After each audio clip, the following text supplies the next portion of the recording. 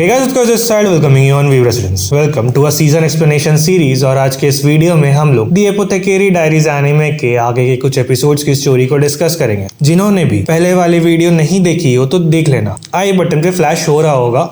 तो ज्यादा टाइम नहीं वेस्ट करते हुए काइंडली लग in your earphones and enjoy the story and my voice. Lady in waiting के पोस्ट पे ज्वाइन करने के बाद होंगयांग, जो ग्योक्यो की हेड लेडी इन वेटिंग थी, मामा को जेड पवेलियन का एक टूर देती है। जेड पवेलियन एक्चुअली ग्योक्यो के पैलेस का नाम था। टूर के बाद मामा को बाकी लेडी इन वेटिंग से इंट्रोड्यूस करवाया जाता है, जो थी हिंगवा, ग्युआन और आइलन। इस इंट्रोडक्शन में वो तीनों मामा के हाथ पे लगी पट्टी को देख लेते हैं और उन्हें ऐसा लगता है कि मामा के घर वाले उसे अब्यूज करते थे और फिर उसे यहाँ रेयर पैलेस में लाकर बेच भी दिए। इसी वजह से वो तीनों मामा को बहुत सिंपैथेटिक वे में ट्रीट करने लग जाती है और उससे रेस्ट करने के लिए बोलती है, क्योंकि मामा को कुछ और स्पेशल टास्क करना था। फिर होंगयांग मामा को उसके रूम तक पहुंचा देती है और उसे इंस्ट्रक्ट करती है कि जब उसकी जरूरत पड़ेगी तब उसे समन कर लिया जाएगा, तब तक के लिए वो अपने रूम पे रेस्ट करे। आगे की स्टोरी में हमें ये पता चलता है कि मामा को as a food tester recruit कर लिया गया था, क्योंकि ग्योक्यो तक मील पहुंचने से पहले वो मील बहुत लोगों से होकर आता है, तो उस खाने में पॉइजन होने की चांसेस काफी हाई रहती थी।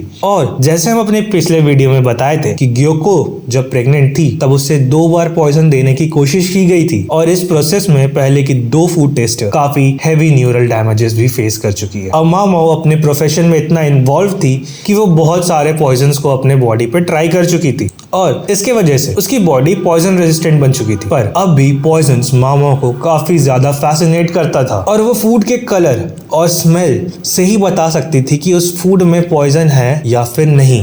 अब उसका काम था सिर्फ फूड को टेस्ट करने का और उसे कोई भी काम नहीं दिया जा रहा था, जिसके वजह से वो बोर होने लग जाती है। फिर एक दिन मामा को डिफरेंट काम के लिए समन किया जाता है। एक्चुअली एम्परर के आर्मी के कुछ सोल्जर्स एक विलेज में थे, जहां वो सबकी तबीयत अचानक से खराब होने लग जाती है और उन लोगों को ऐसा लगने लगा था कि विलेजर्स बारबेरियंस के साथ मिलके उन लोगों को पॉइजन दिया है और इसके वजह से उस विलेज के चीफ को सोल्जर्स कैप्चर कर लेते हैं। और इस बार जिनशी मामा का एडवाइस लेने के लिए आया था। मामा का ये कहना था कि रेयर पैलेस में रोडोडेंड्रॉन जैसे फ्लावर्स जिसके पेटल्स में पॉइजन होता है एग्जिस्ट करते हैं। ठीक वैसे ही कई सारे ऐसे प्लांट्स होते हैं जिसके ब्रांचेस या रूट्स में पॉइजन होते हैं और तो और कुछ लकड़ियों को जलाने के बाद वो पॉइजन एमिट करते हैं और सेम वैसा ही होता है। पॉइजन उन लकड़ियों में था जिसे कुकिंग के पर्पस के लिए यूज किया जा रहा था। अब ना ये पूरी कॉन्वर्सेशन से पहले जिनशी मामा को कुछ बंस देता है, ये कह के कि उसे किसी आर्मी जनरल ने ये दिया है और वो चेक करना चाहता था कि इसमें पॉइजन है या फिर नहीं। बंस को स्मेल करने के बाद मामा कहती है कि उन बंस में एफ्रोडिसियक है। एफ्रोडिसियक उन फूड्स या ड्रिंक को कहते हैं जो सेक्सुअल डिजायर को स्टिमुलेट करते हैं और ये बंस जिनशी को किसी आर्मी जनरल ने नहीं दिया था, बल्कि ये बंस जिनशी खुद मामा के लिए लाया था। जिनशी मामा को सेड्यूस करने का ट्राई काफी टाइम से कर रहा था